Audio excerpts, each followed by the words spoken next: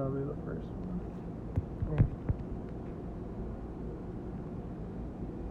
Hey everybody, we're at our main office right now, sitting at the bar, and going to go through some Oktoberfest training today, and some of our Oktoberfest offerings, then also get into some of our other seasonals for the fall as well.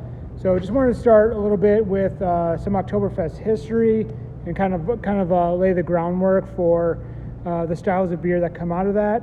Oktoberfest kind of starts like a 1980s John Hughes movie, where it starts with a love story and ends with a big party. And that love story is a marriage between Prince Ludwig of Bavaria and the Princess of Saxony. And in a rarity in its time, they get married and they decide to invite all of Bavaria. And essentially 40,000 Bavarians show up and crash the wedding. That first year, the main event is a horse race, but there's still, there was beer there, and people had a blast, and they demanded more. During this first time, when they have the first Oktoberfest, the wars against Napoleon are also happening. So, the first couple, it was going to be an annual event. The first couple get canceled. But then in 1819, they decided to make it a priority, and it becomes annual. In 1896, that's really when you see the first big beer tents start to appear, and that's really when we start to see the beginning of what Oktoberfest becomes now. So it really goes and adapts from agricultural shows to having Germany's first electricity, Germany's first roller coaster, into becoming the massive world-renowned party that it is today.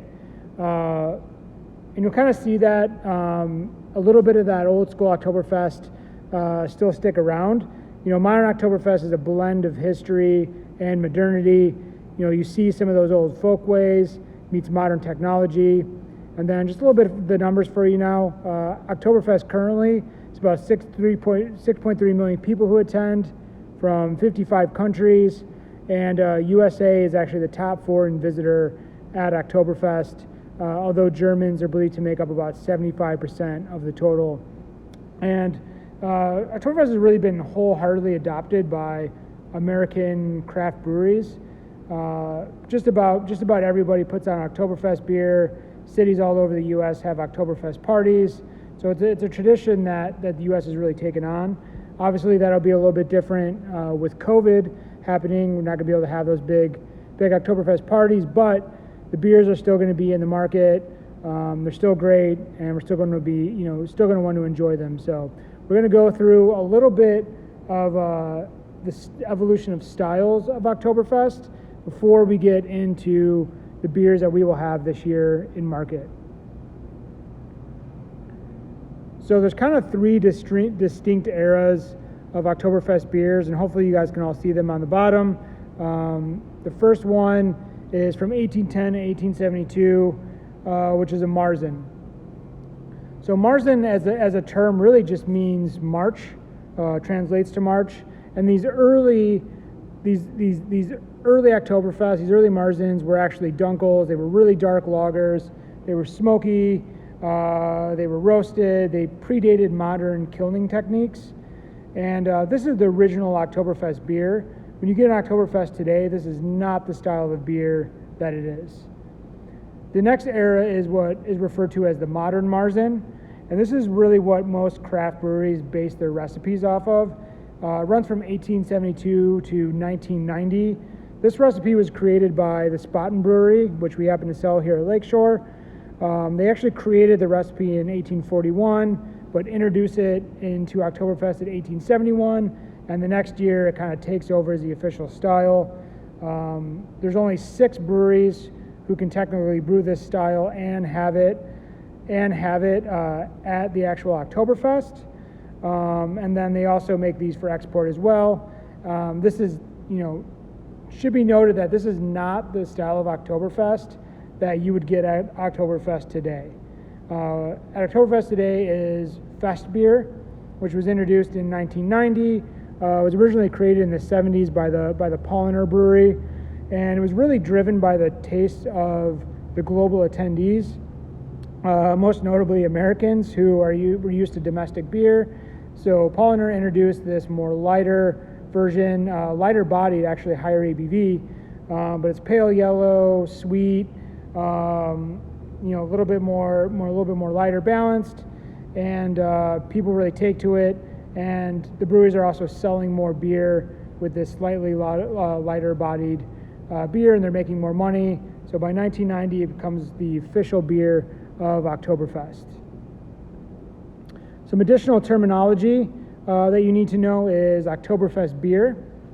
So Oktoberfest beer is a term that can only be used by the 6 original breweries that serve at the Munich Oktoberfest. That is sanctioned by law. So for a German brewery, if they want to use the Oktoberfest terminology and they're not one of those original 6, they have to use Oktoberfest style. You'll also see Oktoberfest style used on some domestic American craft versions. Anytime you see Oktoberfest style on American version, it's almost always that Marzen style that was created by Spaten. And then another term to know is amber lager. So when you see amber lager on a U.S. craft brewery, it's typically a Marzen style. So amber lager, Marzen, and Vienna lager all essentially mean the same thing in terms of American craft beer. So we're going to get into some of our offerings this year for Oktoberfest. We kind of want to show exactly what the Marzen style guidelines are. So I think you can see this kind of some of the stuff of like who's joined and who's waived and all that. It kind of covers a little bit of this up, but all of these beers are going to be within this ABV range, 5.3 to 6.3 ABV. They're all going to be medium bodied, pale gold to dark amber. Most of them are going to be in that kind of more ambery range.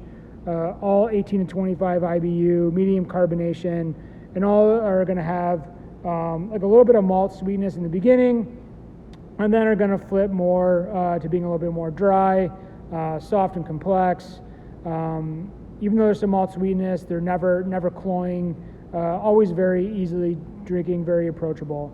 So you're going to see that with all of our offerings. So the first beer from our portfolio that I want to talk about is Spaten, because it is the original Oktoberfest beers, the original Marzen. Spaten has a long history. They opened up in 1397. It was 1841 when they first brewed that original Marzen style, and 1871 when it became the official beer of Oktoberfest. And this is the recipe, this is the style that nearly all American craft Oktoberfests are based upon, which is a pretty amazing beer to have in our portfolio. And another cool piece of this story is that by tradition, it is the first barrel that is tapped at Oktoberfest. So no other brewery at Oktoberfest can pour beer until the mayor of Munich taps the first barrel of Spaten Oktoberfest at noon on the first day of Oktoberfest. So I think that's a pretty awesome story. Definitely a legacy beer, and one of the most important beers ever to be produced. Oh, I'm trying to flip to the next thing here. This is my first time being on Instagram Live. If you're just now joining us, we're going through some of our Oktoberfest portfolio for 2020. So our next Oktoberfest beer is Goose Island Oktoberfest.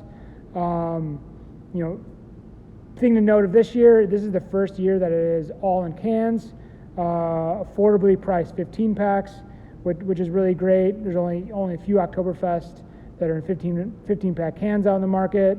And again, you're just getting that really classic Marzen profile, nice toasted malt, dry finish, really approachable. So our next Oktoberfest beer, what I'm excited about, is from Founders. This is a brand new seasonal. Oktoberfest has not released a Founders before market wide, only in their tap room. So this is brand new. I know a lot of people are really excited about this beer. Again, this is coming in 15 packs as well. So if you're going to a socially distanced backyard party, this would be a great option to bring. Don't bring it to any indoor crowded parties. All right, so our next offering is from another Michigan brewery, and that is Bell's Oktoberfest. One thing to note, Bell's actually spells their Oktoberfest with a C. A lot of breweries follow that German tradition and do the K. I just think that's one thing to note. We have 12 Oktoberfest in our portfolio this year. This is the only one that uses the C spelling. Also a little bit lighter than some of the other ones we have. It's 5.5 ABV. Does go through a 6-week fermentation period, cold fermentation. So a lot of time for the beer to lager out, mellow down. Very, very easy drinking. See, it's got kind of more of that copper color opposed to more of the amberish color of some of them. And this is a fan favorite of Bell's drinkers. There was a period where Bell's actually stopped putting this in packaging. They stopped bottling it, and people did not like that. And the Bell's drinkers demanded that it came back. And a few years ago, they re-released it in package because people want that beer. Bell's drinkers love it.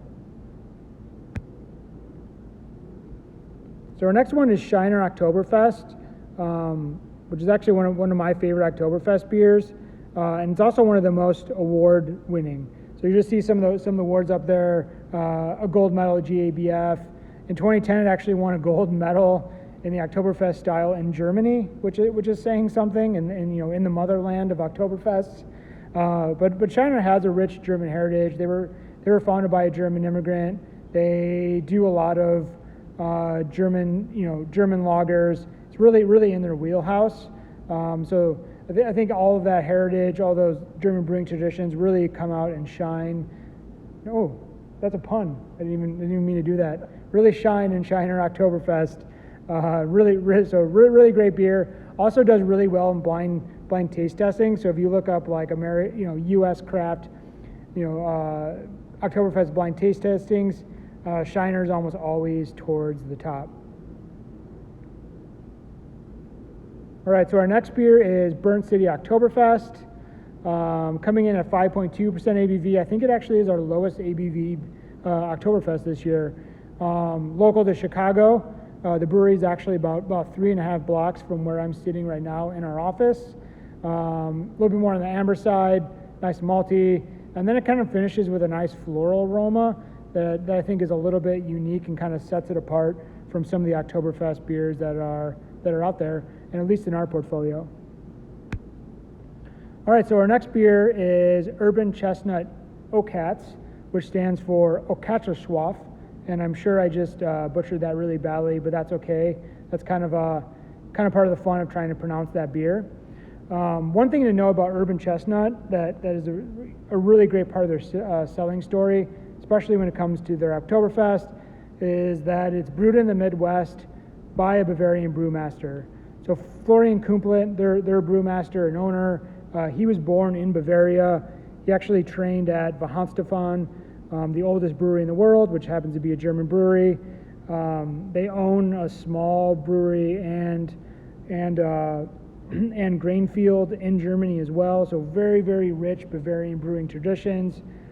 This beer has won a ton of awards in the U.S. and in Europe, in Germany, and really considered to be one of the best American Oktoberfest. So if you haven't had it, I really suggest going out and finding this beer. It comes out on the 19th, so it's not in market yet, but we will have it. I believe that's next Wednesday, and should be hitting stores by end of next week. And I really recommend seeking out that beer because it's just such a true to style version that's brewed here in the Midwest. All right, so our next Oktoberfest beer is Alter's Fest beer, and you can see that they're using that Fest beer wording instead of Marzen or Oktoberfest. Fest beer is that style that is being served now at Oktoberfest, not the Marzen style. Is 6% ABV, so it's notching up a little bit higher than a lot of the other ones. Another great point of this beer is local. Alter is out in Downers Grove, and has that real traditional creamy, malty, dry finish, great beer. If you guys haven't been out to Downers Grove to check out the brewery, I highly recommend it too. They're doing amazing stuff out there.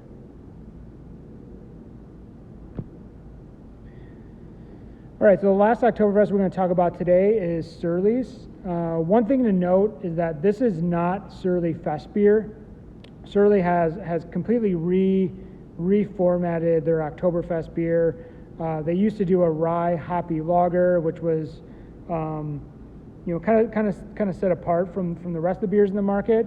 But I think also kind of maybe potentially confused people being a hoppy rye lager and using that fest beer terminology.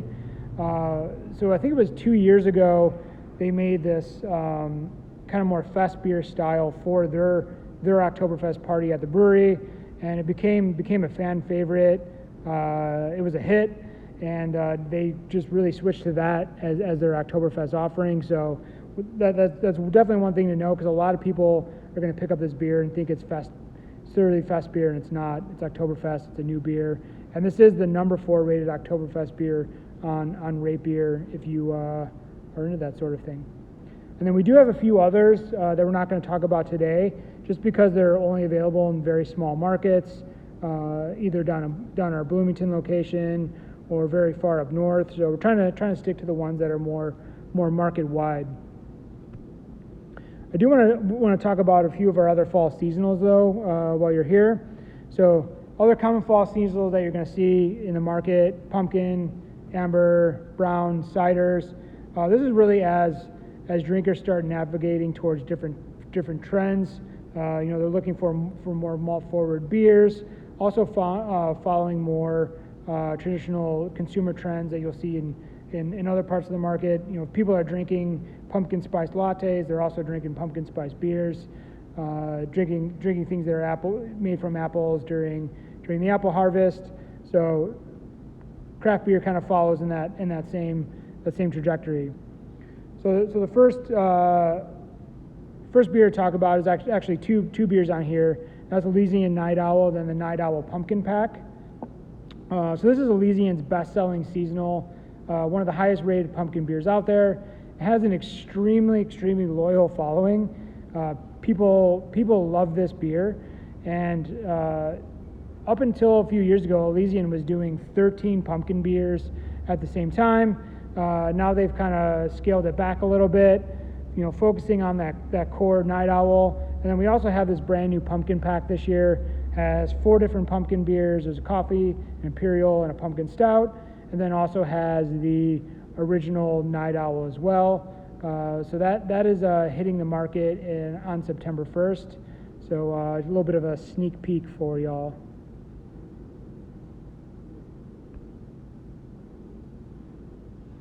We got Bobby out there also saying that fall is a traditional time of year for hard kombucha. So make sure you get some hard kombucha as well. We don't want to leave kombucha out of the story. Our next beer is Bell's Best Brown. So coming out with a brown ale. Bell's will have two seasonals at the same time for a little bit. They'll have Best Brown and they'll have Oktoberfest. Oktoberfest is a kind of slightly shorter run. Well, the Best Brown is the full seasonal until Winter White comes out, or just say Bright White. Went through a name change. So with this, you're getting a little bit more of that roasted flavor, getting a little bit more depth, more of that caramel, but also you're not getting too heavy of a beer. So it's a really great beer to transition into that cooler weather. Getting ready for porter season, for stout season. This is a great beer to make that transition with. And this is available now, as well as Bell's Oktoberfest. So our next product is Blake's Apple Lantern. This is kind of the ultimate fall product. It's got roasted pumpkin, it's got hand-picked apples, has spices, has all those things that you're looking for in a fall drink. You can kind of see the flavor profile: caramel apple, molasses, custard, hint of smokiness, yum, all the things you want to be drinking as the weather starts to turn cooler. Also makes a really great cocktail ingredient, and I believe Blake's has some cocktail recipes online that you can use the apple lantern in. So I would just throw a little bit of whiskey in there. I think that's all you gotta do to make a good cocktail with this guy. All right, so some ones, just two more that I want to cover that are fall seasonals that don't really fall into the traditional fall seasonals, but we have them coming out during fall. First, Founders Mosaic Promise. This is Founders' best-selling seasonal beer. This beer has a loyal fan base. People love it. I went on a couple of the rating sites today just to see what people were saying about it now because it's already in the market, and I saw a number of people just saying that that's refreshing to be drinking this after drinking so many hazy IPAs lately and milkshake IPAs, to having a beer that's like nice and hoppy with a really really nice light golden body to it, and that's what this beer is all about. So it's called Mosaic Promise because it features 2 ingredients: Mosaic hops, Golden Promise wheat malt. Just really nice, beautiful, easy drinking, hop-forward beer, tropical, citrus, refreshing. So a little bit different for the fall, but it is a fall seasonal and a fantastic beer. Also available in 15 packs at a really great price.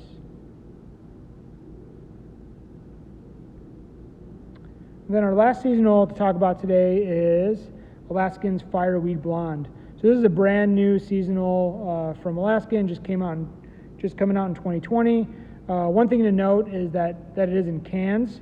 Historically, Alaskan has done their seasonals in bottles. They're switching over to cans, which I think is an excellent move.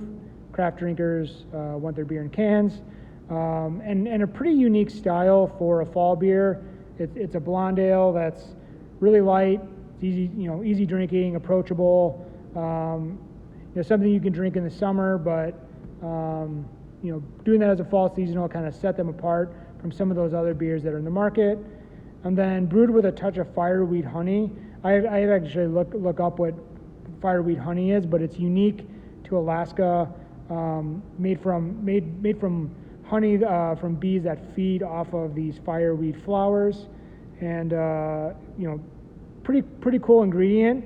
And that's one of the things that Alaska is about, and a lot of their story is about their ingredients. All of the water that they use comes from a glacier that actually butts up to the brewery. And being a brewery that is within Alaska, they've had to do a lot of things from an environmental standpoint to be able to exist. They have to reuse their electricity, reuse their energy, reuse their ingredients in ways that most breweries aren't. And they're kind of pioneers in sustainability, which is another cool part of their story. So if you're into beer, if you're into unique ingredients, into sustainability, this is a great beer to check out. And with that kind of wraps up our fall seasonal Instagram Live. This is our first Instagram Live that we've done, so I think we're going to try to be doing more of these. Hopefully we'll get a little bit better, more fluid with them. Look at that. I got David here on my tech support. But yeah, if you have any questions, feel free to message us through our Instagram. If you're trying to find any of these beers, you can go to our website where we have our beer finder. You can type in the beer, type in your zip code, and it'll show you any account that has bought that product within the last 30 days. And you can go out there and purchase it from our awesome retailers. Cool. Thanks, everybody.